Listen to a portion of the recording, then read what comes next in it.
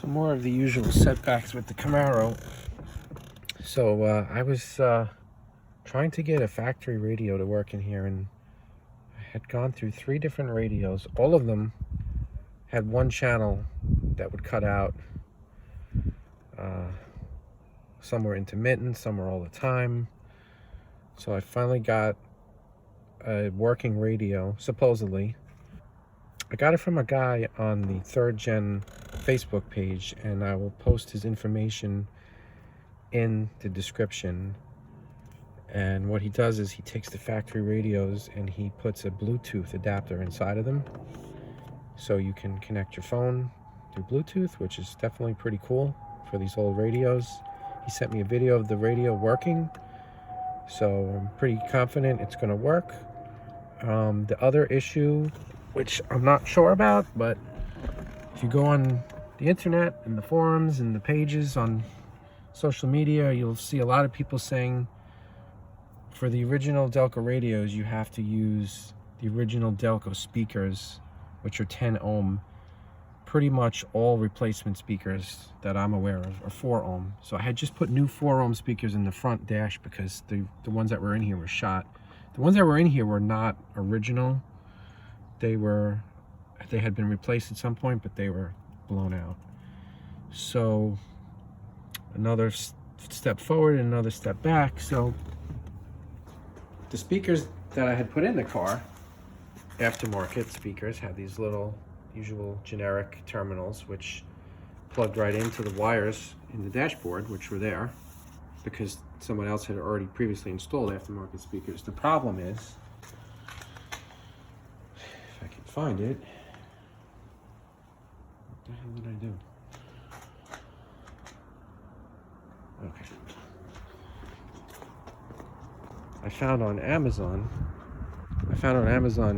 OEM GM replacement speakers, which are 10 ohm, which is correct for these Delco radios, but it's got the OEM connector, which is long gone from my wiring harness.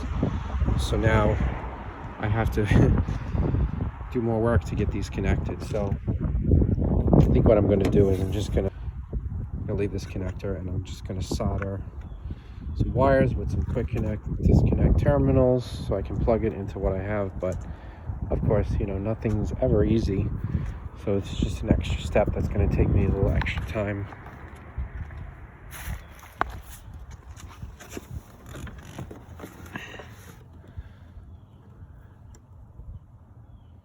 I got the wires soldered onto the terminals. I found on a Fiero forum that, probably can't see, but there's an A and a B, and it turns out that the A is negative and B is positive on these little factory connectors.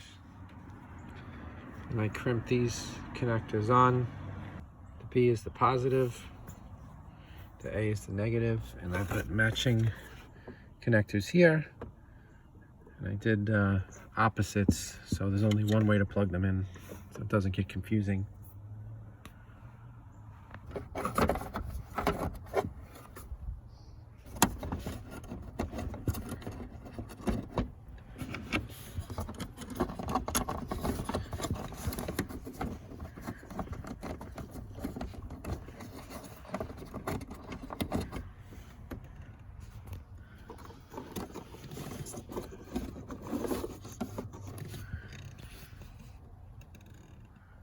Right now we're going to find out if after a year and a half with this car, if I finally have a working radio.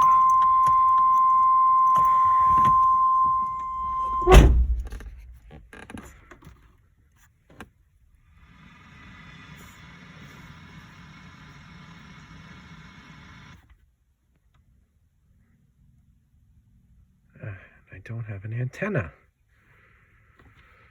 Let's try that again. Machine learning is being used for facial recognition, AM's working. But it's also during our Legends on Sunday.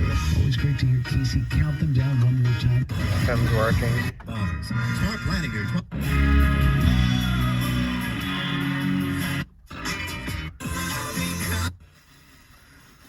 Okay, off to a good start. Let's see if the Bluetooth function works.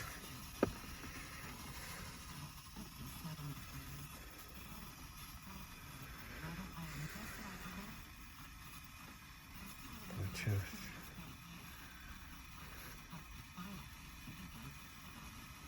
Other devices. Is that it?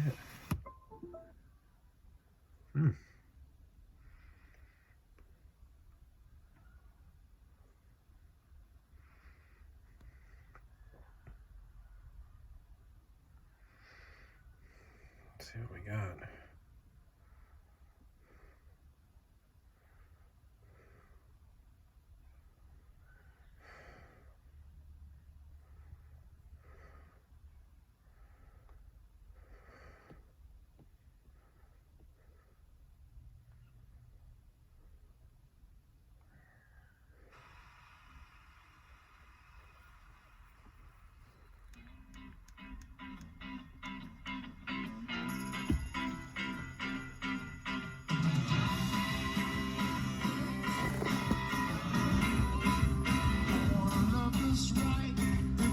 Pretty good.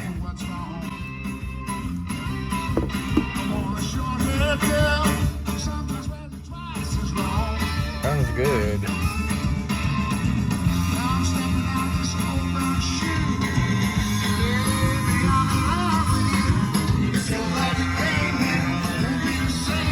Telling you.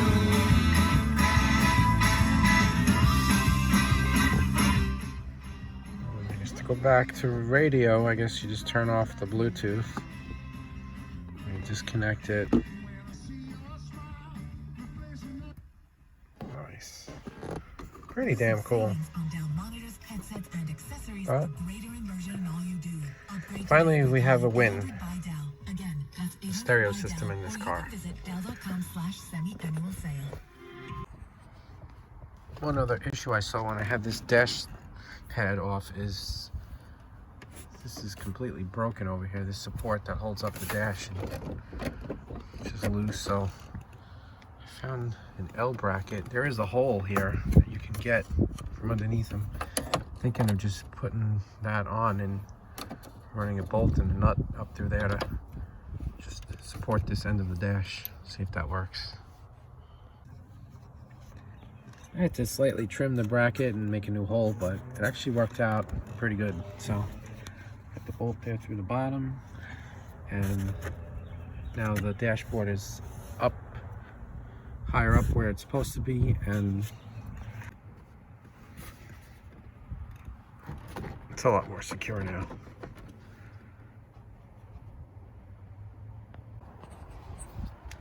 So we're all done for today. I think we can finally move on from the whole radio deal on this car, hopefully. Guess we'll see how things hold up. Anyway, thanks everyone for watching, and see you next time on Nowhere Fast Garage.